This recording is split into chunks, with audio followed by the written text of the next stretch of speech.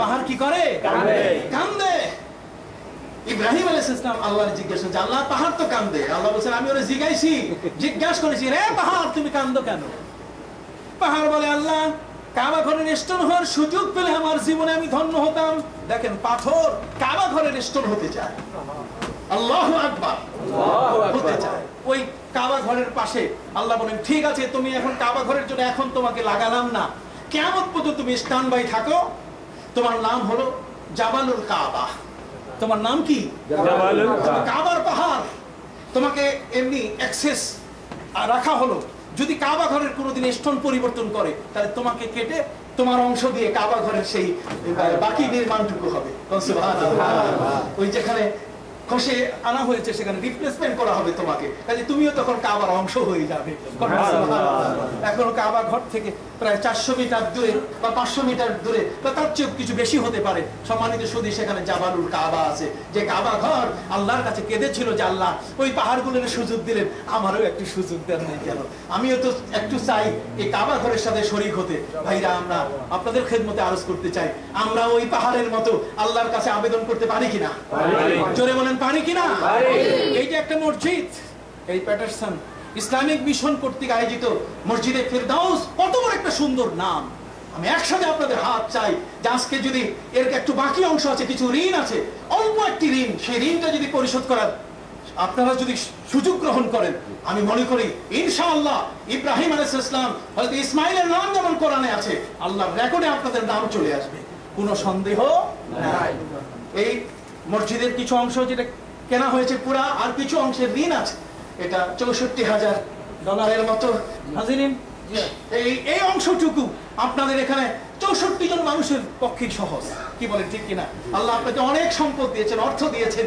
হযরত ইব্রাহিম আলাইহিস সালাম ইসমাইলের ভূমিকায় আল্লাহর সবচেয়ে প্রিয় ঘর কাবা, আউয়ালু মা ইউসআলু ইয়াউমাল কিয়ামাতি আল আবদু মা ইয়াসজুদু। বান্দা যখন সিজদা করে, তখন ওই সিজদাটাই আল্লাহর কাছে ওই বান্দাকে নিয়ে দেয় কাছে। আকরাবু মা ইয়াকুনুল আবদু ওয়া হুয়া সাজিদ। বান্দা যখন সিজদায় পড়ে, এর চেয়ে আর কাছে যাওয়ার মতো ক্ষমতা কারো থাকে না। সিজদার ঘর মসজিদ, এই মসজিদ আমরা তৈরি করতে চাই কিনা বলুন? কিছু করে বলেন তো, চাই কিনা? হাত উঠাবেন না, কেমন কেমন মনে হচ্ছে? কি ভাই, আমি তো আমার নিজের জন্য চাই নাই, আমি তো আপনাদের কাছে এক বস্তা বই নিয়ে আসি নাই যে বই আনছি কাজে $20 $30 হলে আমার $300-500 হয়ে যাবে, আমি এগুলো দেশে নিয়ে যাব না। আমি এসেছি আল্লামা সাহেব কেবলা ফুলতলি রহমতুল্লাহ আলাইহির পক্ষ থেকে, ওই জমিন থেকে, বাংলার জমিন থেকে আপনাদের কাছে কিছু যদি ভালো কথা বলা যায়, যদি এই কথাগুলো আপনাদের পছন্দ হয়, যদি মনে রাখার মতো হয়, ইবাদতে যদি সাহায্য করে, তাহলে এটাই হবে আমার জীবনের বড় ধরনের পাওয়া।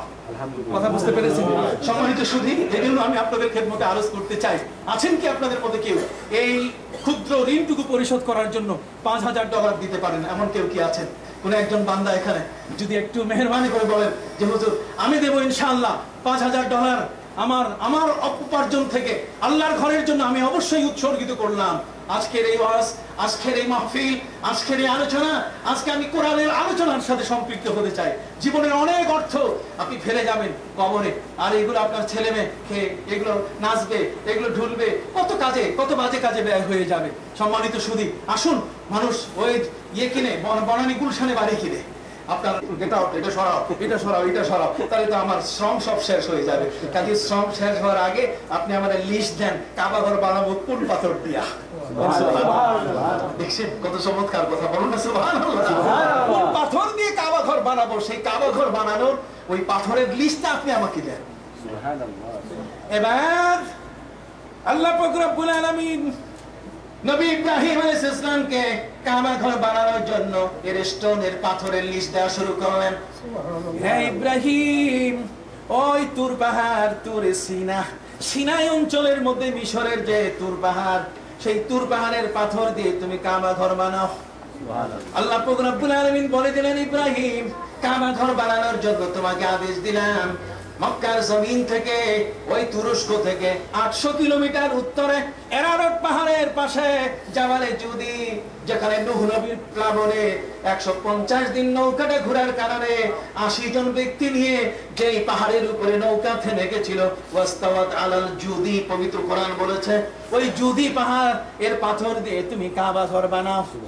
হযরত ইব্রাহিম আলাইহিস সালামকে আল্লাহ বলে দিলেন, রে ইব্রাহিম, জর্ডানের একটি পাহাড় আর লেবাননের জুতি পাহাড় দিয়ে আর কাবা ঘর যেখানে তুমি বানাবে এখান থেকে মাত্র 2.5 মাইল দূরে হেরা পর্বতের পাথর দিয়ে তুমি কাবা ঘর নির্মাণ করো।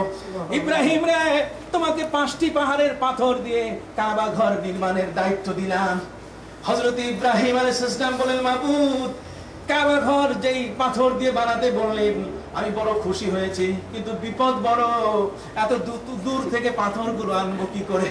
আমার তো কোনো কার্গো জাহাজ নাই, আমার তো কোনো বাহন নাই, কোনো বাহক নাই, আমি কি করে এত দূরের পাথর, মিশর থেকে তুর পাহাড় থেকে পাথর, এমনি করে তুরস্কের থেকে 800 মাইল উত্তরে এরারত পাহাড়ের সাথে জুদি পাহাড়ের পাথর দিয়ে কাবা ঘর বানাবার জন্য কি করে স্টোন গুলো আমি নিয়ে আসবো? এটা বহন করার মতো আমার কাছে কোনো ব্যবস্থা নাই। ইভেন এখান থেকে মাত্র 3.5 কিলোমিটার দূরে, এই 5.5 কিলোমিটার দূরে, বা আপনি 4 কিলোমিটার দূর বলেন, এটা 2.5 মাইল, এই 2.5 মাইল দূরে সেখান থেকে হেরা পর্বতের পাথর আনবো, সেটাও তো আমার আনার সুযোগ নাই। আমার কাছে বাহক নাই, বাহন নাই, আমার শিশু তো অত্যন্ত ছোট একটি ছেলে, আর আমি আমার স্ত্রী, মেয়ে মানুষ, এই পাথর আনতে পারে এত দূর থেকে? কথা বুঝতে পেরেছি? কাজে মাবুদ, পাথর আনবো কি করে? আপনি এত দূরের লিস্ট দিয়েছেন, ঘর বানানো কঠিন, কাবা ঘর তৈরি হইতে ওই তুর পাহাড় থেকে পাথর আনতে আনতে কিয়ামত হয়ে যাবে। কথা বুঝতে পারছেন? ওই জুদি পাহাড় থেকে পাথর আনতে আনতে কি হয়ে যাবে? কাবা হবে না, কিয়ামত হয়ে যাবে। কাবা হবে না, কিয়ামত হয়ে যাবে। আল্লাহ, আমি পাথর আনবো কি করে?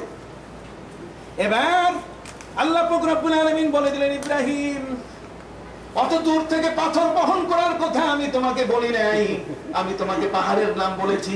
সুবহানাল্লাহ, সুবহানাল্লাহ। তুমি কাবা ঘরের আঙ্গিনায় দাঁড়িয়ে তুমি হুকুম করো, দেখবে তো পাহাড়ের পাথর, ওই যদি পাহাড়ের পাথর উড়ে উড়ে কাবা ঘরের আঙ্গিনায় এসে পড়া শুরু করবে। নারে তাকবীর, আল্লাহু আকবার, নারে রিসালাত, রাসূলুল্লাহ, আল্লামা কবিলউদ্দিন সালেহী সাহেব, নারে তাকবীর, আল্লাহু আকবার। ভাইরা, কাবা ঘরের স্টোন হওয়ার জন্য পাথর দৌড়ায় আসে। সুবহানাল্লাহ। আল্লাহর ঘরের একটা ইটা হওয়ার জন্য, আল্লাহর হাতের একটা পাথর, আল্লাহর ঘরের একটা পাথর হওয়ার জন্য দূর দূরান্তের পাহাড়ের পাথর দৌড়িয়ে দৌড়িয়ে আসে। সুবহানাল্লাহ। জোরে বলেন না সুবহানাল্লাহ। সুবহানাল্লাহ। কথা, পাথর পাগল হয়েছে। আপনি বলেন পাথর পাগল হয় কেমনে? এই তো আসেন এখন বিজ্ঞানের খেলা। আপনারা আমার চেয়ে অনেক লিটারেট মানুষ, কথা বুঝতে পারছেন, অনেক গুণে আপনারা শিক্ষিত মানুষ, যেহেতু পৃথিবীর সবচেয়ে বড় একটা চতুর্দেশে আপনারা বাস করেন। কথা বুঝতে পেরেছেন? একটা জ্ঞান বিজ্ঞানের ঊর্ধ্বাকাশে যারা বিচরণ করছে, ঠিক এমন একটি দেশে আপনারা বাস করেন।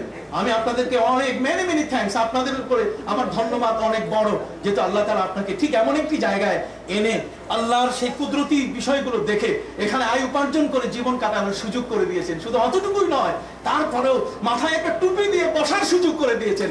আমি আমার কলিজা ভরে গেছে যে এই আপনারা আপনাদের জীবনের মধ্যে সবচেয়ে বড় এক জিহাদি পর্বে অবস্থান করে আছেন, যেখানে ঘর থেকে নেমে আবার ঈমান নিয়ে ওই ঘরে ফিরে আসা বড় কঠিন, আর সেই পর্যায়ে আপনারা সেখানে আছেন। সেই শনি রবি এর যে মারাত্মক এক আঘাত, এর থেকে এই ঢেউ থেকে আপনারা যে নিজকে বাঁচায় রেখে আজকের মতো একটি পবিত্র দিনে আপনারা যেখানে মানুষ উল্লাসে ব্যস্ত হয়ে যায়, আর সেখানে আজ আপনারা মসজিদে এসে বসেছেন, মায়েরা এখানে এসে উপস্থিত হয়েছে উলঙ্গ বেহায়াপনা পোশাকে, তারা ঘরের বাইরে যান নাই, তারা আল্লাহকে বুঝার জন্য, হাদিস শোনার জন্য এখানে এসেছেন। আমি বিশ্বাস করি আল্লাহর দরবারে আপনারা জান্নাতি হবেন, কোনো সন্দেহ। শর্ত হলো সীমাহুম ফি উজুহিহিম মিন আসারিস সুজুদ, শর্ত হলো কপালের মধ্যে সেই নামাজের চিহ্নটা একটু নিয়ে যেতে হবে কবরে। কি বলেন, ঠিক কিনা? আপনাকে এই সময় নিতে চান, চিহ্নটা নিতে চান। আল্লাহ তুমি কবুল করে নাও, ভাইদেরকে কবুল করে নাও, বোনদেরকে তুমি কবুল করে নাও। বড় কষ্ট করে প্রবাসে আছে, কারো বাবা দেশের মধ্যে বৃদ্ধ হয়ে এমন এক অবস্থায় পড়ে আছেন যে ওই বাবাকে দেখতে যাবেন সেই সুযোগটাও হয়তো নাই। কারো কাগজ হয়েছে, কারো কাগজ হয় নাই। কেউ এখানে সিটিজেনশিপ পেয়েছেন, আবার কেউ পান নাই, কেউ অভিবাসী হয়েছে, কেউ ইমিগ্রেন্ট হয়েছে, কত ধরনের বিষয়, এগুলো সবগুলো ঝুঁকি মাথায় নিয়ে আপনারা এখানে অবস্থান করছেন। এই করুণ এক অবস্থায় ইমানের সাথে এখানে বেঁচে থাকা, এটি সত্যিকার অর্থে আমি মনে করি এটা জিহাদের ময়দানে ইমান নিয়ে টিকে থাকা। আঙ্গারার মধ্যে নিচে আগুন জ্বলছে আর তার উপরে ওই হাতের ভেতরে আগুন নিয়ে আপনি সেখানে ইমানকে টিকিয়ে রাখছেন। আল্লাহ কোন অবস্থায় আপনাকে যাজায়ের খায়ের কম দিবেন না, বরং আপনার সওয়াবের বেনিফিট বাড়াই দিবেন, এতে কোনো সন্দেহ নাই। কথা কি বুঝতে পেরেছেন? সম্মানিত সুধী, আমার প্রিয় মুরব্বী যারা এখানে আছেন, আমি আপনাদের খেদমতে আরজ করতে চাই, হযরত নবী ইব্রাহিম আলাইহিস সালাম তিনি ডাক দিলেন। ডাক দেওয়ার সাথে সাথে কাবা ঘরের অঙ্গনে পাথরগুলো উড়ে আসা পড়া শুরু করলো। রে ভাইরা, পাথর উড়ে কেমনে, পাথর আসে কেমনে? আপনারা জানেন বাংলাদেশের একটা জায়গা আছে, যেই বাংলাদেশের জায়গা বরগুনা জেলায়, এটার নাম হলো পাথরঘাটা। নাম কি? পাথরঘাটা। পাথরঘাটা। খান জাহান আলী রহমতুল্লাহ আলাই বড় একজন বুজুর্গ ছিলেন, তিনি একজন পীর ছিলেন। কথা বুঝতে পেরেছেন? বড় একজন বুজুর্গ ছিলেন, তিনি ছিলেন একজন পীর। অত্যন্ত ধৈর্যের সাথে আপনাদেরকে শুনতে হবে কথাগুলো, তাহলে আপনারা একটি কথার সাথে আরেকটি কথার লিঙ্কেজ আপনার খুঁজে পাবেন। একটার সাথে আরেকটা সম্পর্ক না নিতে পারলে আপনি ওয়াজ আসলে উপলব্ধি